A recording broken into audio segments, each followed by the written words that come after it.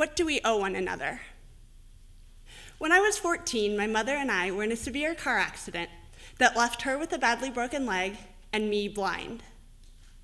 This is a terrible burden to carry as a mother, the one assigned to protect, but also the one driving the car when we crashed into a large construction vehicle from behind. It might have been easier if we'd been hit by a drunk driver. Then we'd have a bad guy, and it would be somebody other than us.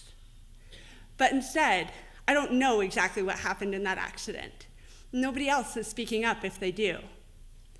My mother and I are left with this unspoken, partially unexplained tragedy permeating our relationship.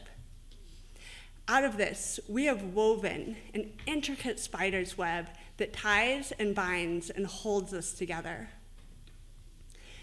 It is hard to be the mother of a disabled child. She loves me fiercely, but she didn't want me to be the way I am. The contradiction creates this framework of fine gossamer strands between us.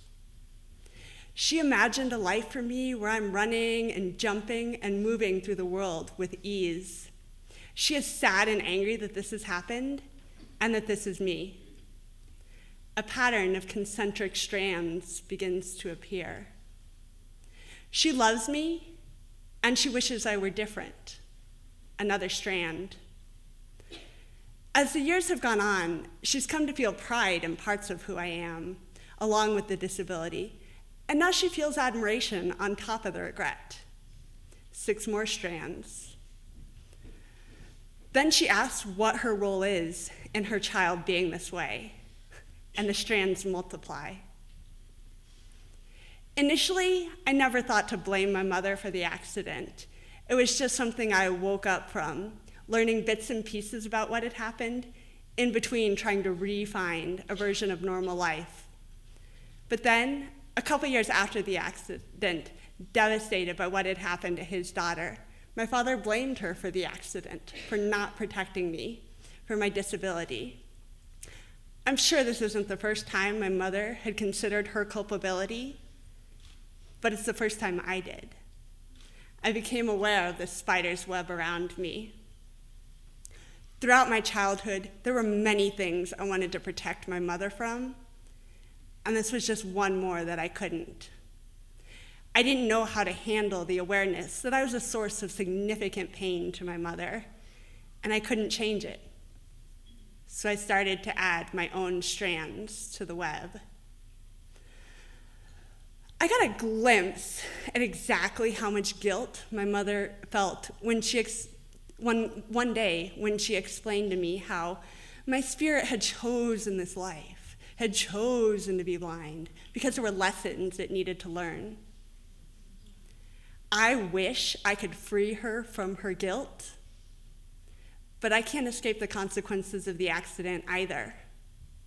She wants to be as free from her fully grown, disabled daughter as she is from her non-disabled son. But neither of us knows how to step away, so we both keep adding more strands.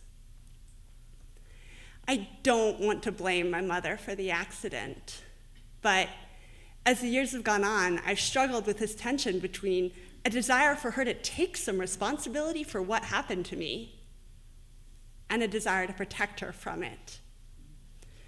Whenever possible, I shelter her from the most painful parts of my life. I struggle because I inspire in others feelings of fear, discomfort, curiosity, pity, inspiration, embarrassment, compassion, anxiety, a sense of mortality, horror, confusion, injustice, and 100 other feelings. I don't want to have this impact on other people. I want to be anonymous, and I can't be. Every now and then, when she gets frustrated with me, usually it's over the little things like when I'm moving too slow for her. I want to remind her that all of this is because I'm blind, and I'm blind because, but I don't go there. One more strand for a need to hurt her, and another strand for a need to protect her. Look at our beautiful and terrible lace work. our love is spun out of guilt, frustration, and questions over exactly what happened in that accident on that day. We have bound ourselves together in a way that functions well, as long as nobody pulls at the strands. We do not speak about it, but we both know how to use it to hurt and to care for one another. So when I ask, what do we owe one another? It's a rhetorical question.